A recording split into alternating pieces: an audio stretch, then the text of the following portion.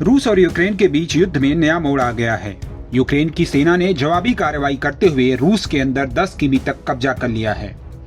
Ukraine के राष्ट्रपति Zelensky ने दावा किया है कि उनकी सेना ने रूसी कस्बे सुदझा पर पूरी तरह से कब्जा कर लिया है। इस कस्बे में रूस के करीब 5000 लोग रहते हैं। यह वही जगह है जहां से यूरोप को गैस की सप्लाई करने के लिए पूरा इंफ्रास्ट्रक्चर मौजूद है। बताया जा रहा है कि रूस के करीब 1000 किमी के इलाके में भीषण लड़ाई चल रही है। रूसी सेना ने अब यूक्रेन की सेना को घेरने के लिए चारों तरफ से घेरेबंदी शुरू कर दी है।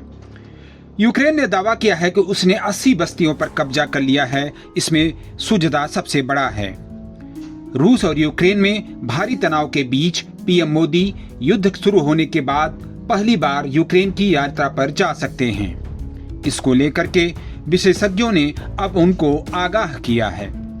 रक्षा मामलों के विचर्चित विशेषज्ञ ब्रह्माचलानी ने एक ट्वीट में कहा कि पीएम मोदी को यूक्रेन जाने की बजाय पड़ोस पर ध्यान देने की सख्त जरूरत है। चलानी ने लिखा, पीएम मोदी की कीव यात्रा के लिए इससे ज्यादा खराब टाइम कोई नहीं हो सकता है। रूस की सेना यूक्रेनी सेना के घुसपैठ के बाद भीषण जवाबी कार्रवाई की तैयारी कर रही है।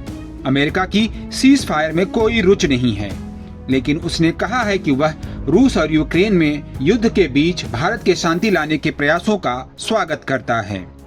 बांग्लादेश में उलट पलट के बाद पीएम मोदी को भारत के स्ट्रेटेजिक बैकयार्ड की चुनौतियों पर फोकस करना चाहिए।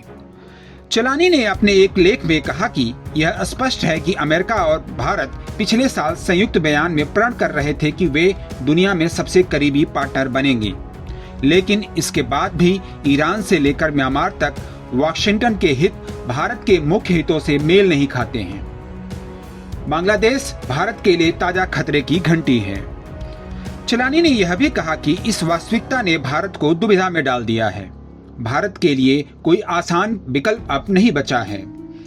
हालांकि भारत अमेरिका से मजबूत रिश्ते बनाना जारी रखेगा, लेकिन भारत के पड़ोस में उसके यह कदम बहुत धक्का देने वाले हैं।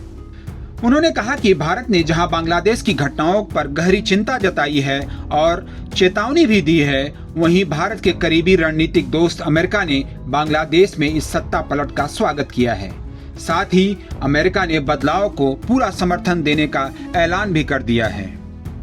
इस बीच अमेरिका ने कहा है कि वह रूस और यूक्रेन के बीच जारी युद्ध के दौरान दोनों देशों के बीच शांति लाने के प्रयासों का स्वागत करता है। अमेरिका के विदेश मंत्रालय के प्रवक्ता ने यह बात एक सवाल के जवाब में कही। उन्होंने कहा, हम अनेक मुद्दों पर अपने भारतीय साझेदारों के साथ संपर्क में हैं।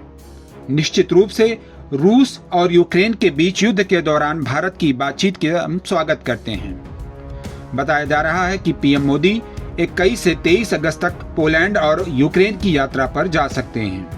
हालांकि अभी तक इस बारे में कोई आधिकारिक घोषणा नहीं की गई है।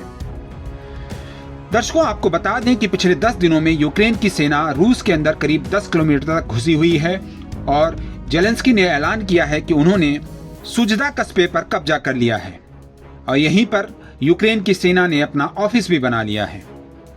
यूक्रेन की सेना के इस कब्जे को पुतिन के लिए बहुत बड़ा झटका माना जा रहा है। दूसरे विश्व युद्ध के बाद ऐसा पहली बार हुआ है जब रूस की जमीन पर किसी दूसरे देश की सेना ने कब्जा किया है। इसी वजह से अब रूस की सेना बड़ा पलटवार कर रही है। कई इलाकों को मुक्त कराने का दावा किया गया है, लेकिन इन सब के बीच पुतिन की भारी किरकिरी हो रही है। पुतिन भारत के दोस्त हैं और पीएम मोदी का इस समय वहां जाना विशेषज्ञों को खटक रहा है। नवभारत टाइम्स ऑनलाइन के लिए शैलेश शुक्ला की रिपोर्ट।